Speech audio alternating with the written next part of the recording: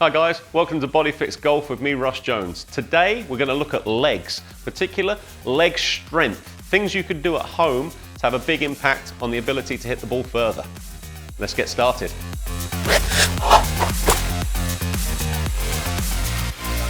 Okay guys, so looking at leg strength, we can't leave out the most important muscle, the gluteus maximus. So most powerful muscle as humans that we possess, it's the king of the golf swing to help keep us in that golf posture so that we can turn around there. Takes a lot of pressure off the lower back too. So I'm going to start my workout on the floor. Nice simple body weight glute bridges. Arms down on the floor for support. Feet are going to be in line with my hips, and then I just raise the hips up. I feel a good contraction in the buttocks and then down, and that's going to be my warm-up. So I'm just going to go for, I would do 15 repetitions to get a bit of blood pumping in those muscles. You'll also feel that warming up the hamstrings too. And then once I've done my 15, if you're feeling like they're getting a little bit crampy, a little bit tired in the hamstrings, just put your legs flat for a few seconds and that'll disperse. Next, I'm going to use a band. I want to add a little bit of resistance, which is also going to give a bit more feedback to the body as well, something to push against. So nice and simple, I pull a resistance band across my hip line, keep my arms on the floor, and now it's the same exercise, just amplified a little. So I've got to push up, squeeze against that band. Again, I like to work these 10 to 15 repetitions at a time. I might do a couple of sets of that. Next, remove the band for the time being, it can come back in. Let's start working a little single leg. So to get the body used to balancing on a single leg, I bring the feet together, something called glute bridge marching. So I go back up into my glute position, and now I slowly high knee march on the spot. Now the idea of this is to check whether I've got good control in that single leg stability.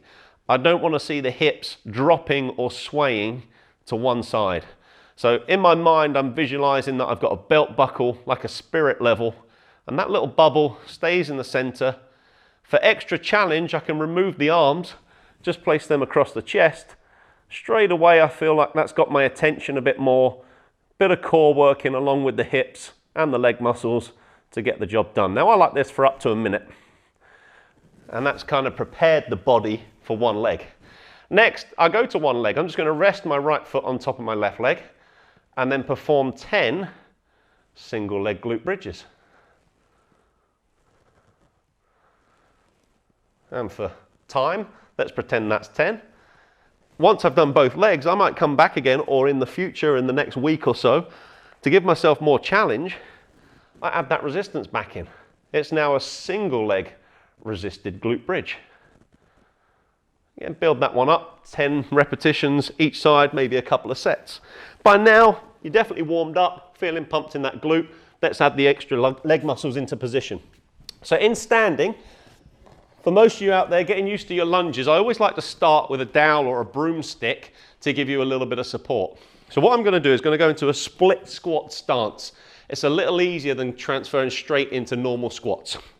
So I've got a nice lunge stance. So from side on, I take a nice stride. Key thing here is my forward foot stays flat. That heel is going to stay on the floor the whole time, whereas this back one is lifted. Try and make sure I don't lean forward too much. I don't want to be winning the 100-meter sprint. I'm going to try and maintain as upright torso as possible. From there, I just gently bend both knees and come back up. But the stick's there just to give me a bit of support while I feel the quadriceps warm up and warm the knees. So I do 10 on one side, turn around and do 10 on the other. As I get better and want more challenge, all I do is simply remove the stick, hold it in front of me, and now practice that, and you'll feel yourself working a little bit harder. For extra intensity, remember we're after some strength here, I could add weight. So if I place my stick down and pick up my kettlebell, I'm going to hold that in the rack position, or I can just hold it down by my side, or I can hold it in front of me. Now, they're different feels for the body, particularly the core. It's still the same weight on the leg. It's me plus the kettlebell. That's the same load going through the leg, but the position of the kettlebell is going to challenge more of your core. So the easiest position will be just down by my side. And I just go down and up and down and up. Harder position is if I bring the kettlebell up in front of me, what we call goblet style or front squat, down and up. And then harder than that is if I rack it on one side or the other, because I've got a watch on, we'll use the right arm, and straight away I feel that makes me a little bit more wonky. So I've got to work harder to get the job done and make those lunges look nice and clean. So that's split squats. Next, we're going to look at the deadlift. So I'll go back to my dowel. Key thing with the deadlift here, we've always got to protect the back. So the deadlift is a hinge from the hips, focusing on the hamstrings and the glutes. So those muscles will pull me back up. A lot of people will try to use the shoulders and the back to go down when they're learning the deadlift. Now, a good feedback tool is to use your pole behind you, which many of you might have done with your golf pro in a lesson before for posture. So for my golf swing, I would only go to there. But for the deadlift, I want to see if I can go further. Like so. Once you get comfortable at that position, then you can go ahead and add some weight. I bring my kettlebell back into play, hold it with two hands, chest up, and now keep the kettlebell as if I'm trying to hide it from the camera. You can see how that's gone between my legs. If the weight goes forwards, it's going to bring those shoulders with it. It's going to be much harder to maintain form. By putting the kettlebell between my legs, you'll see I straight away start pushing the hips back and I start working the glutes, the good guy, and then come back up. Now, some of you have done kettlebell swings in the past if you've got one at home. So a kettlebell swing, very similar to a deadlift, it's just a different speed. So the kettlebell swing is normally done with a slightly lighter weight than our traditional deadlift in the gym, and it's done more for cardio reasons. So if I cut my arms off and do a deadlift, the move would be like so. If I do a kettlebell swing without any arms, the move would be like so. So let's do a few of those to show you. So I pick my kettlebell up, I bump it forwards, past the parcel,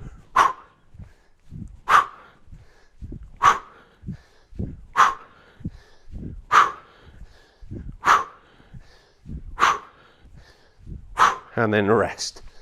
So very important when we're doing those that the eyes focus straight down on the way down and then forward on the way up. What I don't want to do is as I go down in a deadlift or a kettlebell swing, is if my eyes are fixed on a mirror in front of me and there's a lot of pressure on my neck as I come up, which won't feel very comfortable if you're doing more reps. Next, challenge.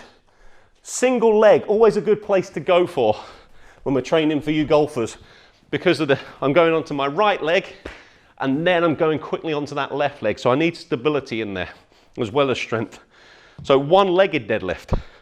So I'm going to gently hinge on the one leg, trying to keep the same spine as I did before.